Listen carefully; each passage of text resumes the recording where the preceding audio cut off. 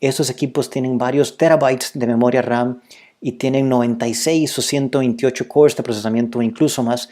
Son equipos realmente grandes que tradicionalmente solo vamos a encontrar en entidades financieras que requieren mucho poder analítico o en transnacionales que están procesando un número muy grande de transacciones. No es algo que una pyme utilizaría. En un diagrama de red vamos a representar los mainframes con un dibujo, un icono como el que muestro aquí abajo a la derecha.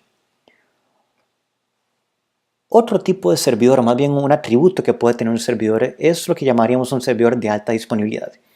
Y esto simplemente es lo que distingue a una laptop, por ejemplo, o una PC utilizada por un usuario final, de una computadora que puede hospedar aplicaciones de misión crítica o aplicaciones de producción de una empresa.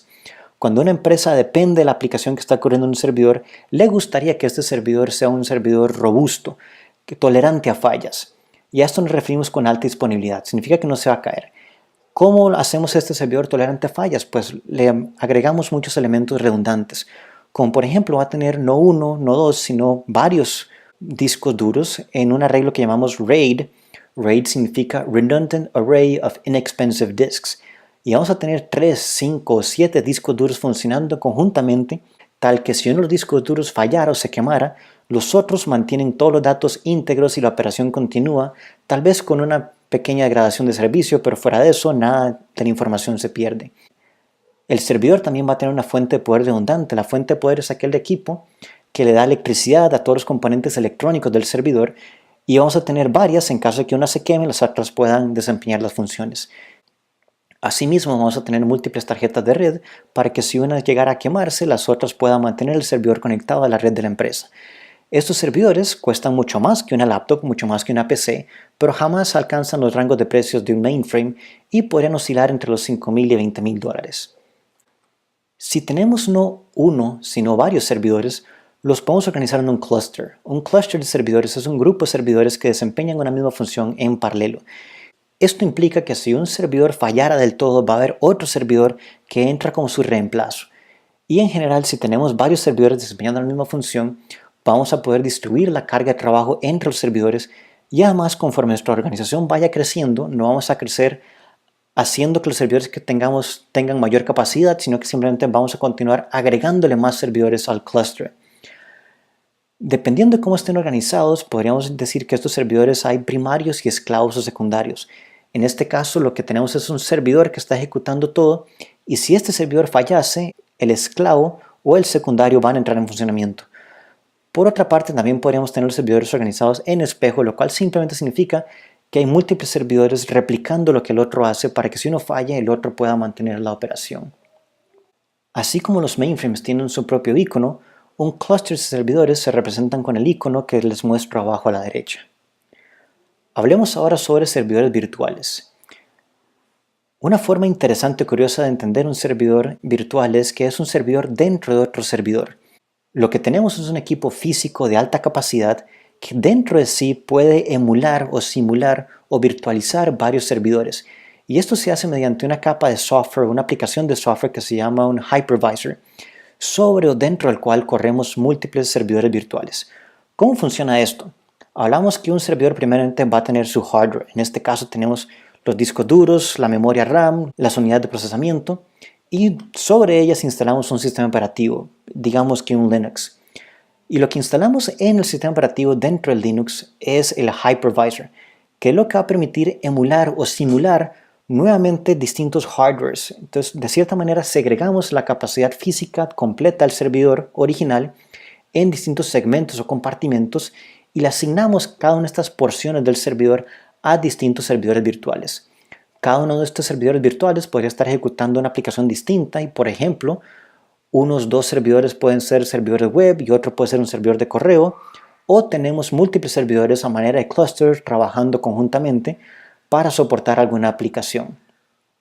Quizás el hypervisor más popular por mucho es el ofrecido por VMware, en particular su herramienta ESXi. VMware es muy popular a nivel corporativo y hay muchos ingenieros certificados para administrar equipos VMware.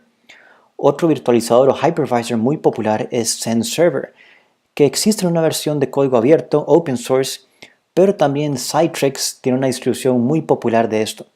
En particular, muchos proveedores de servicios de infraestructura en la nube utilizan el Xen Server de Citrix para ofrecer servidores virtuales a sus clientes dentro de lo que conocemos como Infrastructure as a Service.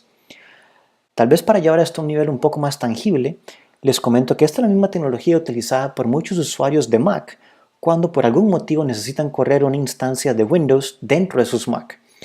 VMware, por ejemplo, para usuarios finales ofrece VMware Fusion. De la misma manera, hay una herramienta de código abierto llamado VirtualBox desarrollado por Oracle y Parallels es un tercer competidor en este aspecto. Estas herramientas, VMware Fusion, VirtualBox y Parallels, son básicamente hypervisors que uno puede instalar dentro de una Mac para que podamos instalar un Windows dentro de nuestra Mac. Si tuviésemos una laptop más poderosa, podríamos no tener uno, sino varios Windows o incluso un Linux, por ejemplo, o incluso otra Mac dentro de nuestra Mac. De la misma forma que un equipo poderoso puede tener múltiples servidores virtuales corriendo dentro de sí. Hasta ahí llegamos con los servidores. Hablemos ahora sobre los clientes, que son los dispositivos mediante los cuales accedemos a los servicios que están albergados o que son ofrecidos por estos servidores. La definición más básica de un cliente es cualquier hardware que permita la entrada y salida de información y es utilizada por usuarios finales. En general es cualquier dispositivo que nosotros utilicemos para conectarnos a un servidor o a otros clientes. Un ejemplo básico de esto van a ser las PCs o laptops que usamos en nuestro día a día, pero también hay otros tipos de clientes que podemos utilizar. Por ejemplo, en la época de mainframes, en particular a mediados de los 80s, lo que teníamos en nuestros escritorios no era más que una terminal tonta, que todo lo que tenía era una pantalla y un teclado que estaban conectados al mainframe. Entonces, mediante esta pantalla y teclado uno accedía a todo el poder computacional dentro del mainframe. Moviéndonos unas cuantas décadas más hacia el presente, lo que hoy conocemos como una network computer es un dispositivo muy débil, si se quiere, de muy baja capacidad, que todo lo que tiene es la capacidad computacional necesaria para desplegar en pantalla un escritorio utilizado por un usuario final y transmitirle a un servidor que está detrás de este network computer el movimiento del mouse, los clics y las teclas que va digitando el usuario final. Lo que hay detrás de esto es un servidor que tiene virtualizados múltiples escritorios. Entonces, nuevamente, retornemos al concepto de un servidor virtual que tenía múltiples servidores. Imagínense que ahora en lugar de servidores lo que tiene son estaciones de trabajo o estaciones de usuario final o laptops virtualizadas, y todo lo que hace una computadora de red o un network computer es permitirle a un usuario final ver lo que está pasando en ese servidor, en esa laptop virtualizada que está al otro lado. Otro tipo de clientes van a ser de índole transaccional. Estas son terminales que todo lo que hacen es servir alguna función específica, como por ejemplo un cajero automático. El cajero automático no puede correr Microsoft Office, no puede permitirnos navegar de Internet, y todo lo que tiene es lo suficiente para poder realizar gestiones bancarias. Lo mismo pasa con un point of sale o la caja en un supermercado, por ejemplo. Tal vez no corre el sistema operativo entero, pero permite registrar transacciones de compraventa en ventas al detalle. Finalmente, cada vez son más populares los teléfonos inteligentes, las tablets o relojes. En cualquier wearable que usemos, cualquier dispositivo que se conecte a otros servicios va a ser un cliente también. Ahora les voy a hablar sobre cómo los servidores y clientes se interconectan entre sí. Vamos a hablar sobre los equipos de red. En general hay tres elementos básicos aquí. Va a haber un access point que permite que dispositivos inalámbricos se conecten a la red. Va a haber un switch que es un punto de interconexión fundamental en la red. Todos los dispositivos dentro de una red local se interconectan entre sí a través de switches. Y una vez que queremos salir de la red local, vamos a ir a un router que nos va a conectar ya sea con otras redes locales o con el internet. Un router, o enrutador en español, es un dispositivo que, tal y como su nombre lo indica, permite enrutar el tráfico desde una red hacia otras. De hecho, así es como está construido el Internet. El Internet no es más que una red de muchísimos routers interconectados entre sí que permiten enrutar el tráfico desde su punto de origen hasta su destino.